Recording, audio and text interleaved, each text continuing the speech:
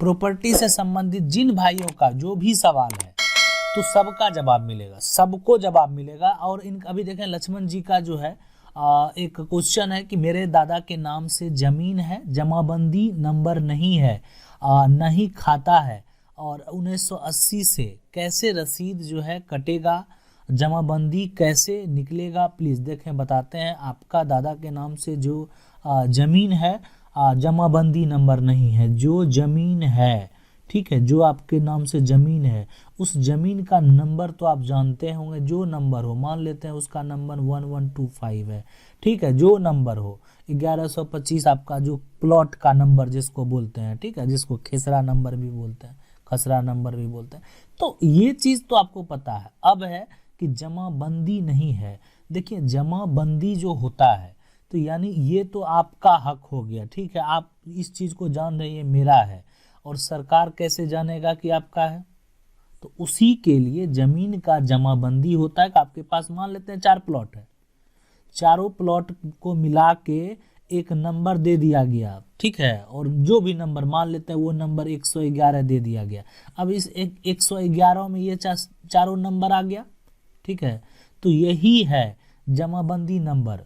आई बात समझ में? तो हर जो क्षेत्र है, जो मौजा है, हर का अपना अलग अलग होता है, तो नहीं है जो है। और रसीद जो है कैसे रसीद कटेगा, तो देखें सबसे पहले तो आप कटा लीजिए, आपका जो प्लॉट है ना उस प्लॉट से आप जो है पहले आप कर्मचारी से मिलिए, सीओ से मिलिए, ठीक है, तो आप यहाँ पूरा रिकॉर्ड चेक कर लीजिए कि पहले का, इससे पहले का कोई जमाबंदी है क्या, जिन जो भी पूर्वज होंगे, ठीक है। या आपका ज़मीन अगर रजिस्ट्री है, आपने खरीदा है, तो आप उसको ऑनलाइन कर दीजिए। अब ऑनलाइन होता है केवाला का, कभी भी कर सकते हैं, पुराना से पुराना जो भी है उसको ऑनलाइन करना पड़ेगा। biharbhumi.bihar है साइट, ठीक है, biharbhumi.bihar. है ना, BIS है ना, government.in। तो जो वो साइट है उस पे जाके आप उसको ऑनलाइन कर दीजिएगा, तो वहाँ से जो है आपको दाखिल खारिज अगर आपका रजिस्ट्री है तो, ठीक है। अगला सवाल देखते हैं। ज्ञान प्रकाश जी पूछ रहे हैं कि सर मेरा जमीन मेरे दादाजी के दादा के नाम से है, दादाजी के दादा, ठीक है, नाम से, और उसका जो है दस्तावेज भी हमारे पास नहीं है। ये भी नहीं पता लग रहा है कि वो कब उनके नाम से रजिस्ट्री हुआ था।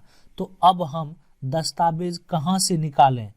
कोई उपाय हो तो बताइए। दस्तावेज जो है निकालने जाते हैं तो हम उनसे नेट पर डलवा देते, ठीक है, निकल जाता तो हम उनसे नेट पे डलवा देते। देखिए आप जमीन जो पूर्वज आपका रजिस्ट्री, अभी जमीन वर्तमान में किसके पास है? सबसे पहला बात, अगर जमीन जो लैंड है वो आपके पास है तो सबसे पहले वो चीज़ के लिए जो है आप यहाँ पे सीओ को आवेदन कर दीजिए कि ज़मीन मेरा रजिस्ट्री है लेकिन ऐसे ऐसे का समस्या है। और दूसरा देखिए सीओ के पास कोई रिकॉर्ड नहीं होता, ऐसा नहीं है कि आप सीओ के पास आवेदन कर देंगे तो आपको पूरा रजिस्ट्री वाला रिकॉर्ड मिल जाएगा, बिल्कुल नहीं। तो सबसे पहले जिस समय रजिस्ट्री हुआ होगा, अब बहुत पहले का, आप जैसे बोल रहे हैं दादाजी के दादा, तो बहुत पहले का होगा, तो बहुत पहले उस समय डिस्ट्रिक्ट क्या था, और डिस्ट्रिक्ट कार्यालय में रजिस्टर में रिकॉर्ड होगा, ठीक है। वहाँ से अगर आपको वो नकल निकाल के दे देता है कोई, थोड़ा सा तो भाग दौड़ आपको करना पड़ेगा उसके लिए, तो आपका जो है यहाँ आसानी से काम हो जाएगा। तो बहुत सिंपल तरीके से जो है आप वो काम जो है कर सकते हैं आसानी से, कहीं कोई दिक्कत आपको नहीं होगा उस चीज़ों के लिए। अगला जो सवाल है कि सर क्या एक नाम से एक ही मौजा में 2 जमाबंदी नंबर हो सकता है?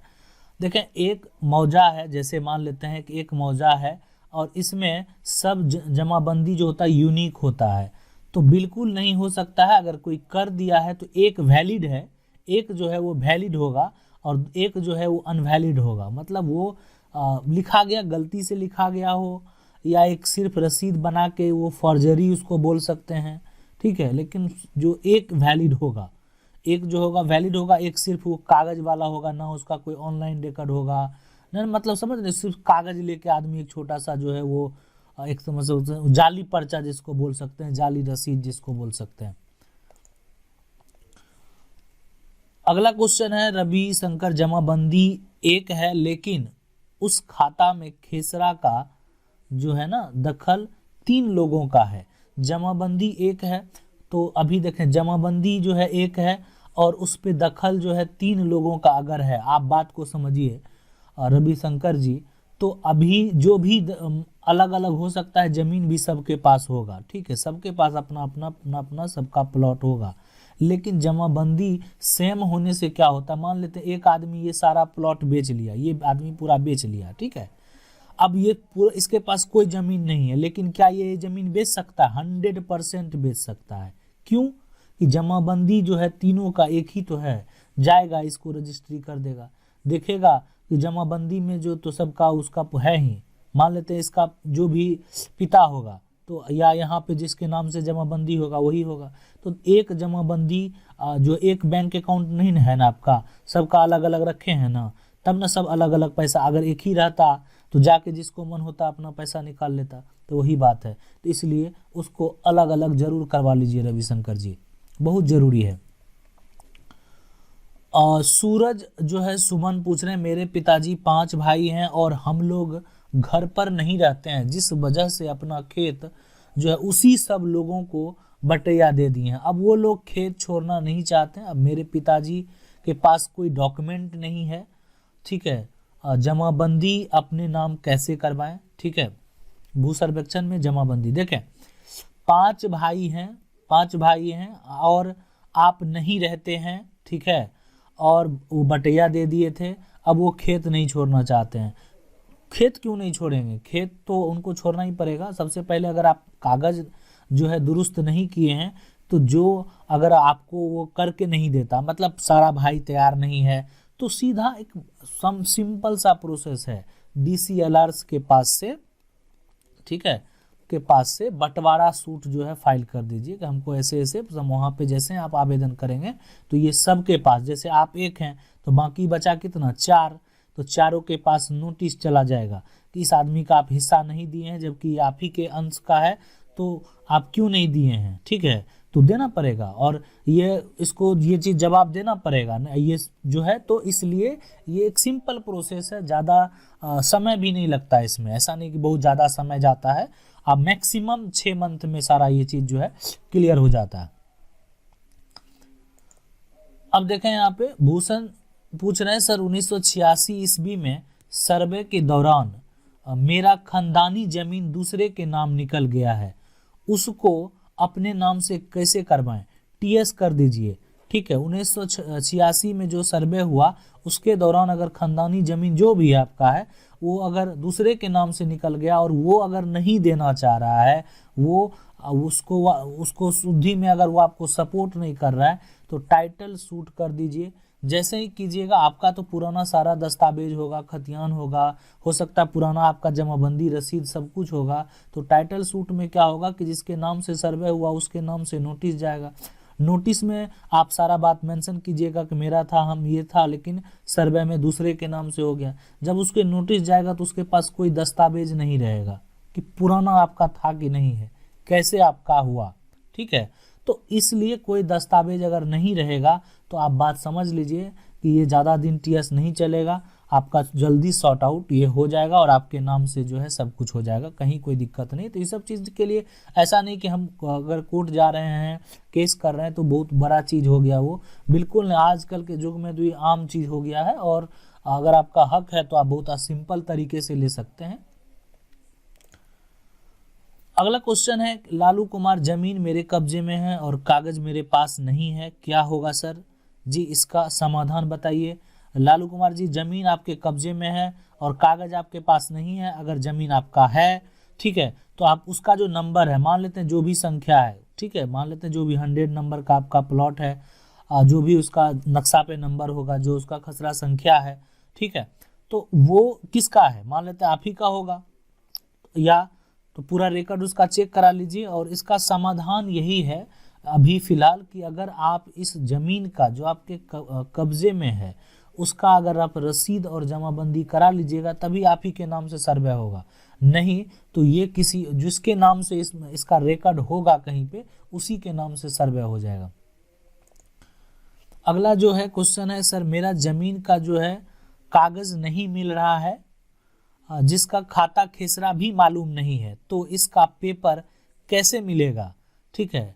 देखिए खाता और खेसरा जो है ये चीज़ तो देखें, अगर आपको ज़मीन पता है कि ये ज़मीन है मेरा, ठीक है, तो उसमें खसरा तो पता ही होगा, काहे नक्शा में वो तो प्लॉट मेंशन रहता है, वही मेरा खसरा नंबर हो गया, ठीक है, तो वो तो पता होगा। उससे आप चाहें तो खाता नंबर भी निकाल सकते हैं, ऑनलाइन भी अवेलेबल है, और अपना जो है आप अंचल कार्यालय में जाके भी निकाल सकते हैं। इस ज़मीन पे मकान है 50 साल से, इसका सर्वे में क्या देंगे। देखिए इसके लिए सबसे पहले अगर मान लेते हैं आपके पास ये तो मकान है, तो उसका नंबर निकाल लीजिए। नंबर निकालने के बाद ये चेक कर लीजिए कि ज़मीन जो है अभी वर्तमान इसका स्थिति क्या है, ठीक है। उसके बाद अभी अगर वर्तमान स्थिति में वो आपके पास अगर वो आप ही का होगा या जैसे भी होगा, आप उसमें 50 साल से रह रहे हैं, तो मायने रखता है वो चीज़ों का, ठीक है।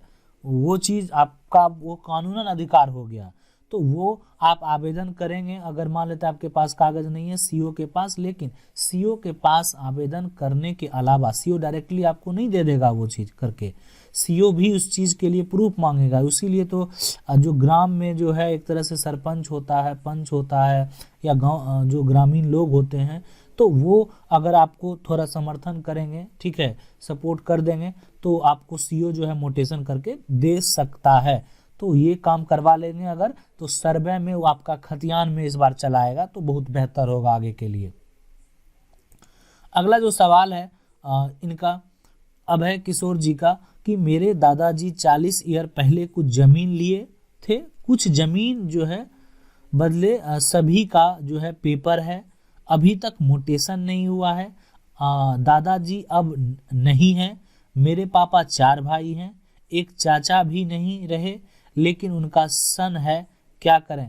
देखिए अभय किशोर जी, दादाजी लिए थे, ठीक है, और जो पापा हैं 4 भाई हैं, तो देखें आपको अभी क्या करना है, सबसे जो बेहतर तरीका है वो है कि अगर आपके पास, ठीक है, जो आप ज़मीन लिए, ठीक है, और आपने बोला है कि पेपर है, सभी का पेपर है, उस पेपर को ऑनलाइन करवाइए, ऑनलाइन करवाइए अभय जी, उसमें विलम्ब नहीं कीजिए, ऑनलाइन करवा दीजिए। ऑनलाइन करवाने के बाद उसका मोटेशन के लिए जो है, आप जैसे ही उसको ऑनलाइन करवाएंगे मोटेशन के लिए, कहीं भी आप ऑनलाइन जहाँ पे भी इंटरनेट का वर्क होता है, तो बहुत लोग करते हैं, वो कहीं से भी करवा सकते हैं आप, या अपने से संभव है तो कर सकते हैं, तो है ना। भूमि बिहार भूमि .बिहार गवर्नमेंट का साइट है, तो वहाँ से जो है दाखिल खारिज करना पड़ता है, तो करने के बाद जो है मोटेशन जरूरी है। मोटेशन जो होता है, जमाबंदी जो होता है, वो एक प्रमाण होता है सरकार के पास कि ये ज़मीन जो है वो मेरा है, तो हम सरकार के पास अपना एक प्रमाण दे दिए कि ये ज़मीन जो है मेरा है। जैसे वोटर आईडी कार्ड होता है ना, तो वोटर आईडी कार्ड में जो एक नंबर होता है, तो सरकार के पास हम एक प्रमाण देते हैं कि हम इसी एरिया के रहने वाले हैं, इसी एरिया के हम जो है मतदाता हैं। तो वही चीज़ होता है आपका जमाबंदी संख्या, कि इस एरिया में आपका जो है जायदाद है। तो ये चीज़ बिल्कुल ज़रूरी होता है कराना, उसको ज़रूर करा लेना चाहिए, और कराने के बाद जो है आप आपस में बंटवारा कर लेंगे, ठीक है। आपस बंटवारा में जैसे 3 भाई हैं, तो 3 भाई या बाकी जो चाचा एक भाई हैं वो तो नहीं रहे, तो उनका जो अंश है वो सारे सहमति से अगर बंटवारा करेंगे, तो सबका अपना अलग अलग जमाबंदी हो जाएगा, और वो सबसे बेस्ट रहेगा। अगला जो सवाल है वो है प्रमोद कुमार जी का, कि मेरे दादाजी के नाम से जो है वो सिकमी ज़मीन है, और ज़मीन में हम लोग घर बनाकर आते हैं, रह रहे हैं, ज़मीन जो है खतियानी हो जाएगा। अगर आप ज़मीन जो आपका जो भी ज़मीन आप रसीद कटाते आ रहे हैं, तो आपका ज़मीन इस बार खतियानी हो जाएगा, आपके नाम से खतियान जो है बन जाएगा, आप उसके लिए जो है बेफिक्र रहें। अगर आप लोगों का भी कोई भी प्रॉपर्टी से संबंधित सवाल है, कोई कन्फ्यूजन है आपको, आप उसको समझना चाहते हैं, तो आप कमेंट करके पूछ सकते हैं, आपको जो है उसके लिए एक बेहतर उपाय बताया जाएगा। अगर आपको वीडियो अच्छा लगा तो वीडियो को लाइक ज़रूर कर दीजिएगा, और चैनल को पहली बार देख रहे हैं तो चैनल को सब्सक्राइब करके बेल आइकन ज़रूर दबा लीजिए। मिलते हैं आपसे अगले वीडियो में, तब तक के लिए जय हिंद।